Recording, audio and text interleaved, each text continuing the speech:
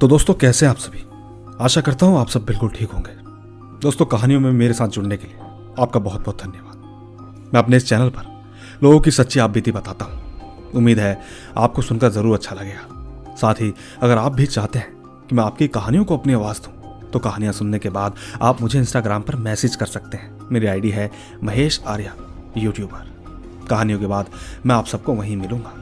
बाकी दोस्तों, बिना देरी किए जल्दी से अपने अपने हेडफोन लगाएं और शुरू हो जाए मेरे यानी महेश के साथ। दोस्तों, मेरा नाम सुखेंद्र सिंह है। मैं विकास नगर का रहने वाला हूं, जो कि बिलासपुर में है। जैसे कि मैंने सभी दोस्तों को मेरी पहली स्टोरी में बताया था कि मैं भूत प्रेत इन सब में नहीं मानता, लेकिन कभी कभी आप लोग समझ सकते हैं। तो चलिए मैं अपनी आप बीती पर आता हूं, जो मेरे साथ कुछ साल पहले घटी थी।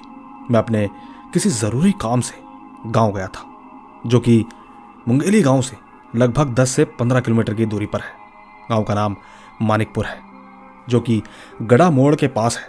कहा जाता है कि उस गांव में काला जादू और भूत प्रेत इन सब का अभी भी होना पाया जाता है। वाकई ये सब काफी खतरनाक होता है। सच कहूं, आज से 2 साल पहले एक लड़के को जिन ने काफी परेशान किया, ऐसा मुझे एक भाई ने बताया था। मैंने कहा कि मैं नहीं मानता ये सब। मैंने ऐसे ही उसे कुछ कुछ कहा और सीधा घर के अंदर चला गया। वैसे मैं आप सभी को बताना भूल गया कि मैं जिस जगह पर घर आने से पहले बैठा था, वो जगह एक तालाब के पास थी। मैं और रोशन हम दोनों तालाब के किनारे बैठे थे। रात के लगभग 10 बज रहे होंगे, और ऐसे में गांव का माहौल तो आप जानते ही होंगे। खैर, इस बारे में मैं आपको क्या ही बताऊं। हम दोनों अपने अपने मोबाइल पर वीडियो देख रहे थे कि तभी मेरा ध्यान तालाब के पानी की ओर गया। मैंने देखा कि एक सांप हमारी तरफ ही आ रहा था। देखते ही देखते उसके कुछ ही पल के बाद ठीक उसके पीछे दूसरा और फिर तीसरा। जब मैंने पाया कि वो हमारी तरफ आ रहे थे, तो मैंने तुरंत ही रोशन को आवाज लगाई। मैंने उससे कहा कि देख सामने पानी में। उसने टॉर्च जलाया और देखा। इसके बाद उसने मुझसे कहा कि भैया, आपकी नज़र तो बहुत तेज है, इतने अंधेरे में भी आपने ये सब देख लिया। सच कहूं तो यहां रुकना ठीक नहीं, अब घर चलते हैं। दोस्तों, इसके बाद हम दोनों घर आ गए सोने के लिए। वैसे मैं आप सभी को बताना चाहता हूं कि मेरी नींद हर जगह नहीं पड़ती है। हम दोनों थोड़ी देर बात करने के बाद सोने लगे। मेरी जैसी ही आंख लगी कि तभी रोशन ने कहा कि भैया, मुझे वॉशरूम जाना है। घर का बाथरूम घर के बगल 200 मीटर के आसपास था। सब कुछ होने के बाद हम दोनों जैसे ही बिस्तर पर लेटे, तो मैंने किसी के गुर्राने की आवाज सुनी। मैं कुछ कहता कि तब तक वो भी उठ गया। मुझसे पूछने लगा कि क्या आपने किसी के गुर्राने की आवाज सुनी? मैंने कहा हाँ। फिर हम दोनों दोबारा सोने लगे। थोड़ी देर बाद किसी की लोहा ठोकने की आवाज आई। मैंने कहा, इतनी रात में कौन होगा जो लोहे से काम कर रहा होगा। अचानक कुत्तों का भौंकना चालू हुआ और करीब 1 मिनट तक भौंकते रहे। ऐसा लगा मानो जैसे उन्होंने पता नहीं क्या देख लिया हो। एक ही पल में कुत्ते अचानक शांत हो गए। ऐसा लगा मानो कि अचानक ऐसा क्या हुआ कि एकदम चुप हो गए। उस वक्त मेरे मन में एक बात आई। सोचा कि गेट खोल के देख ही लेता हूं कि आखिर बाहर ये सब क्या हो रहा है, लेकिन उसने मना कर दिया। खैर, सोना ही ठीक समझा कि थोड़ी ही देर में अचानक शरीर में एक दबाव सा पैदा हुआ। ऐसा लगा मानो कोई हमारी छाती पर बैठा हो। मैं तो तुरंत ही उठ गया। मैंने देखा कि रोशन भी तुरंत ही उठ गया। मैंने उससे पूछा कि क्या हुआ तुझे। दोस्तों, उसने जो कहा वो सुनकर मैं खामोश रह गया। उसने कहा कि भैया, ऐसा लग रहा है कि कोई मेरी छाती पर बैठा है। मैंने उससे तुरंत ही कहा कि यार, मुझे भी ऐसा ही लगा। समझ नहीं आ रहा था कि हम दोनों को एक साथ ही एक ही समय पर ऐसा कैसे हो सकता है। मैंने गुस्से में आकर गाली दी और कहा कि जो कोई है सामने आए। ये लुक्का छुपी मुझे पसंद नहीं। इसके बाद माहौल एकदम शांत हो चुका था। थोड़ी देर तक हम ऐसे ही बैठे रहे। मैंने कहा, यार, हमें बाहर नहीं निकलना था। बाहर आते ही हमारे साथ ये सब होना शुरू हो गया। उसने कहा कि भैया, शायद कोई बुरी शक्ति हमको बाहर देखी होगी और हमें पता नहीं चला। शायद जब हम वॉशरूम करके अंदर आए तभी उसने हमें पकड़ने की कोशिश की होगी, लेकिन कामयाब नहीं हुई होगी। मेरा बस एक ही जवाब था कि शायद कुछ भी हो सकता है। मैंने अपने मोबाइल में हनुमान जी, जिनको मैं बहुत मानता हूं, उनका भजन लगाया, जिसके बाद मुझे थोड़ी राहत मिली। दोस्तों, वो गांव में आज भी काला जादू और बुरी शक्तियां हैं। सच कहूं तो ये आप बीती जिसके ऊपर बीतती है, ये बात सिर्फ वही समझ सकता है। आशा करता हूं कि आप सब भी मेरी इस आप बीती को सच मानोगे। बस कमेंट्स जरूर कीजिएगा। धन्यवाद। मेरा नाम सूरज सिंह राणा है। मैं आगरा से बिलोंग करता हूँ। जो मेरे साथ हुआ वो बताना चाहता हूँ। आज से 1 साल पहले जब मैं जयपुर गया था, जयपुर में मेरा एक दोस्त रहता है। उसका बर्थडे था। उसने मुझसे बहुत रिक्वेस्ट की कि तुझे आना ही होगा, चाहे कुछ भी हो जाए। मेरे दोस्त का नाम अनिल है। मैं जयपुर पहुंच चुका था। मुझे देखकर वो बहुत खुश हुआ। हम दोनों ने पूरी पार्टी एंजॉय की, जिसके बाद हम दोनों थोड़ा बाहर टहलने के लिए चले गए। दोनों ने बहुत सारी बातें की और बातों ही बातों में हम अपने रूम से कब 2 किलोमीटर आगे निकल गए पता ही नहीं चला। करीबन 12 बज गए थे। हम दोनों बात करते करते हाईवे पर पहुंच चुके थे। टाइम देखा तो 12:15 हो चुके थे। मैंने अनिल से कहा कि हमें बहुत देर हो चुकी है, अब हमें घर चलना चाहिए। तो उसने कहा, यार तू इतने दिनों बाद आया है, थोड़ी देर और रुक जा। मैंने कहा ठीक है। फिर हमें तकरीबन 1 बज चुका था। मैंने कहा, अनिल अब चलते हैं, आंटी गुस्सा करेगी। दोस्तों, अनिल की माँ उसी के साथ रहती थी। खैर अनिल मान गया। उसने कहा, चल थोड़ा ही आगे जाते हैं। चलते चलते मैंने देखा कि एक लड़की हाईवे की साइड खड़ी थी। मैंने अनिल से कहा कि अनिल देख, वहां एक लड़की खड़ी है, वो भी इतनी रात को, शायद कुछ परेशान सी लग रही है। अनिल ने तुरंत कहा, चल ठीक है, पूछते हैं कि क्यों खड़ी है। हम दोनों उसके पास गए और हमने पूछा कि मैम, आप इतनी रात को यहाँ अकेली क्या कर रही हो। लड़की का जवाब था कि मैं यहीं रहती हूँ, मेरा घर यहीं पास में है, जॉब से लेट हो गई, आज काम ज़्यादा था, बस और कोई बात नहीं। मैंने कहा, चलो हम तुम्हें तुम्हारे घर छोड़ देते हैं। लड़की तुरंत मान गई। हम तीनों आगे की तरफ जाने लगे। चलते चलते मेरी नज़र उसके पैरों पर पड़ी। मैंने देखा कि उसके पैर उल्टे हैं। मैंने चुपचाप अनिल को बताया।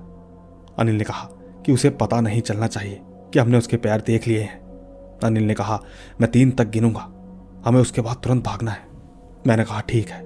जैसे ही अनिल ने 3 तक कहा, मैं और अनिल इतनी तेजी से भागे कि आपको बता नहीं सकता। सामने एक ढाबा दिखा और हम दोनों उसके पास पहुंचे। वो ढाबा बंद ही हो रहा था कि तभी ढाबे वाले भैया ने देखा कि हम दोनों बदहवास भागते हुए आ रहे थे।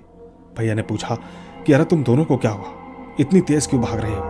मैंने उनको एकदम से सब कुछ बता दिया।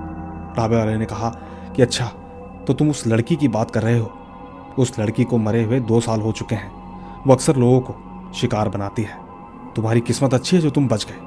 मैंने भैया से पूछा कि आखिर क्या है उस लड़की की कहानी। ढाबे वाले ने बताया कि आज से 2 साल पहले वो लड़की उस हाईवे को क्रॉस कर रही थी कि तभी अचानक सामने से एक ट्रक वाला आकर उसे कुचल कर चला गया।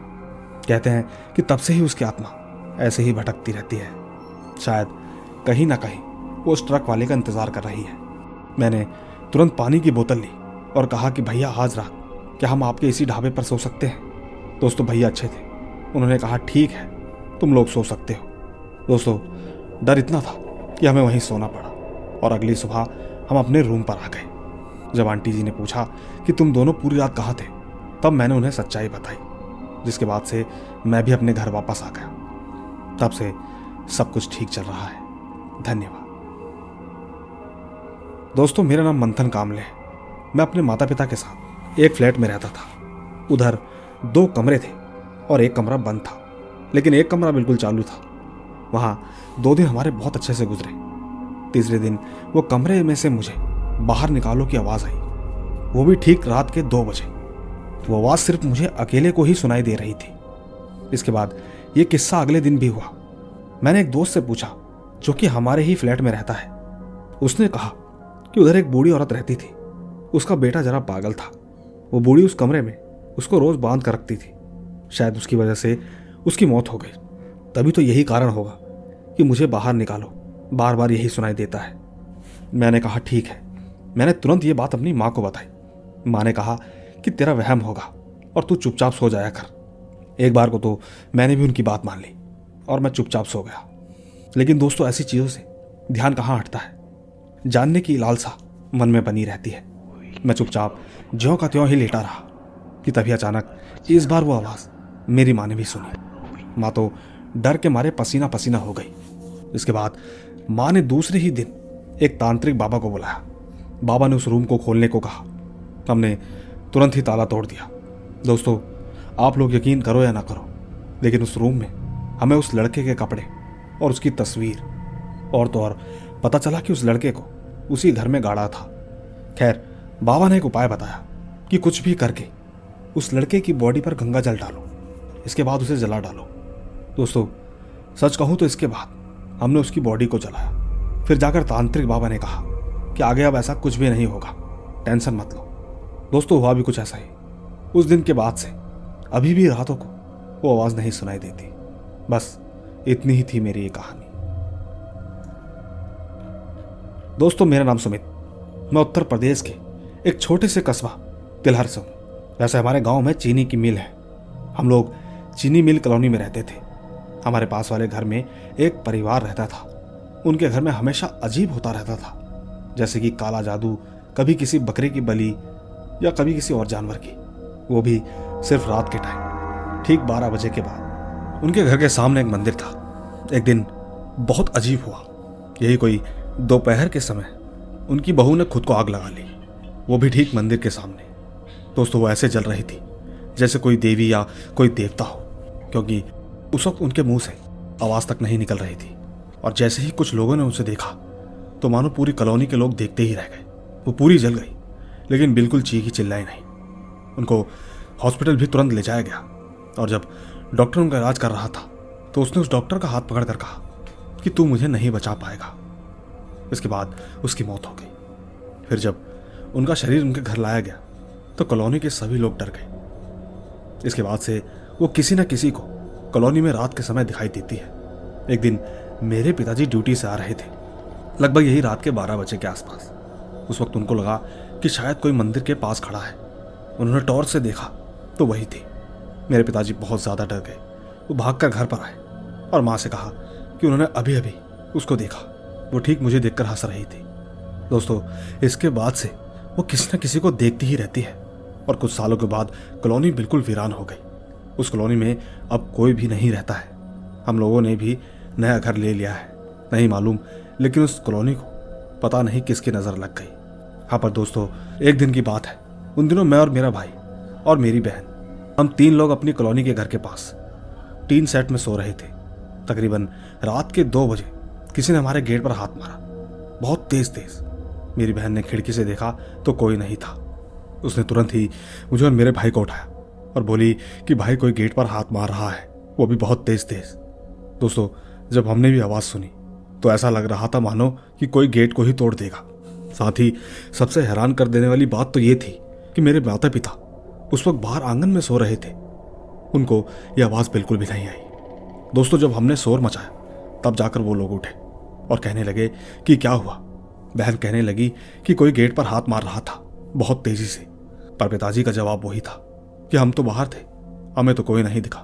लेकिन दोस्तों, सच कहूं तो हमारे गेट पर हाथ के निशान थे और जला हुआ मांस भी चिपका था। माँ ने तभी कहा कि शायद वही औरत होगी, वही हमारे बच्चों को डरा रही होगी। माँ ने हवा में बहुत सारी गालियां दी। दोस्तों, उस घटना के कुछ दिनों बाद पिताजी को कुछ काम के लिए दूसरे शहर जाना पड़ा, तो घर में मैं और मेरा भाई और मेरी माँ थे। उन दिनों गर्मी का मौसम था। हम लोग आराम से सो रहे थे, लाइट भी नहीं थी। माँ ने बहन से कहा कि तुम अंदर जाओ और सो जाओ, हम लोग बाहर सो जाते हैं। हम लोग चुपचाप सो गए। दोस्तों, तकरीबन रात के 12:40 पर हमारी नीम की पेड़ की एक मोटी टहनी अपने आप टूट गई। उस टाइम ना तो हवा चल रही थी और ना कुछ और। हैरान कर देने वाली बात तो ये थी कि उस नीम के पेड़ के नीचे हम लोग सो रहे थे। माँ जैसे ही कुछ बोलती कि ऐसा लगा जैसे कोई पेड़ पर चढ़कर पेड़ को हिला रहा हो। मेरे पास उस वक्त एक कुत्ता भी था जिसका नाम भूरा था। वो पेड़ के तने पर अपने पंजों से नोच रहा था। माँ समझ गई कि शायद ये वही औरत है। हम सब के सब डर के मारे अंदर चले गए। अब हमारे पास समय नहीं था। अगले ही दिन सुबह माँ बालाजी महाराज के मंदिर गई और पंडित जी से धागा करवा कर लाई। वो धागा हम सबके हाथ में बांध दिया। सच कहूं तो उसके बाद से ऐसा कुछ नहीं हुआ। धन्यवाद। दोस्तों, मैं अपना नाम नहीं बताना चाहता, लेकिन मैं गुजरात के शहर में रहता हूं। दोस्तों, मेरे साथ जो हुआ वो मैं आपके साथ शेयर करना चाहता हूं। ये बात 2013 की है, जब मैं और मेरा ड्राइवर रात को करीब 11 बजे हमारे गांव से मोदासा गांव, जो कि 68 किलोमीटर है, वहां हम कुछ घर का सामान लेकर जा रहे थे। उस दिन गांव से थोड़ा आगे गए और मुझे रास्ते में कोई खड़ा हुआ दिखाई दिया। मैंने सोचा कि अभी इतनी रात को कौन हो सकता है? मैंने ड्राइवर को गाड़ी रोकने को कहा। ड्राइवर ने मना कर दिया। मैंने पूछा कि तुम नहीं क्यों बोल रहे हो? उसने कहा कि सर ये एक छलावा है। दोस्तों, बस ड्राइवर का इतना ही कहना था कि मुझे बहुत डर लगा कि कहीं सच में वो कोई इंसान या छलावा था। सच कहूं तो मुझे नहीं पता, लेकिन ड्राइवर ने उस वक्त गाड़ी खड़ी नहीं की और आगे की तरफ जाने दी। दोस्तों, हम वहां से तो निकल गए, लेकिन उसके थोड़े समय बाद ड्राइवर ने मुझसे कहा कि एक बार आप साइड मिरर के सामने देखिए। मैंने कहा क्या हुआ? ड्राइवर बोला वही छलावा हमारी गाड़ी के पीछे दौड़ रहा है। दोस्तों, पहली बार मुझे डर लगा। मैंने देखा कि सही में वो चीज हमारी गाड़ी के पीछे दौड़ रही थी। ड्राइवर ने गाड़ी की स्पीड थोड़ी और ज्यादा कर दी। इसके बाद वो चीज हमें फिर दोबारा नहीं दिखाई दी। अब नहीं मालूम वो चीज क्या थी, लेकिन वो जो कुछ भी था सब कुछ आपके सामने है। आज भी सोचता हूं तो मेरी रूह कांप जाती है। धन्यवाद। तो दोस्तों, ये थी हमारी आज की कहानियां। उम्मीद है आपको जरूर पसंद आई होगी। इसी तरह की और रहस्यमय कहानियां सुनने के लिए यूं ही जुड़े रहे मेरे साथ। बाकी मैं जल्द ही मिलूंगा आपसे इसी तरह की रोमांच भरी रहस्यमयी कहानियों के साथ। बस तब तक आप अपना और अपने परिवार का ख्याल रखें। चलता हूं। Bye bye.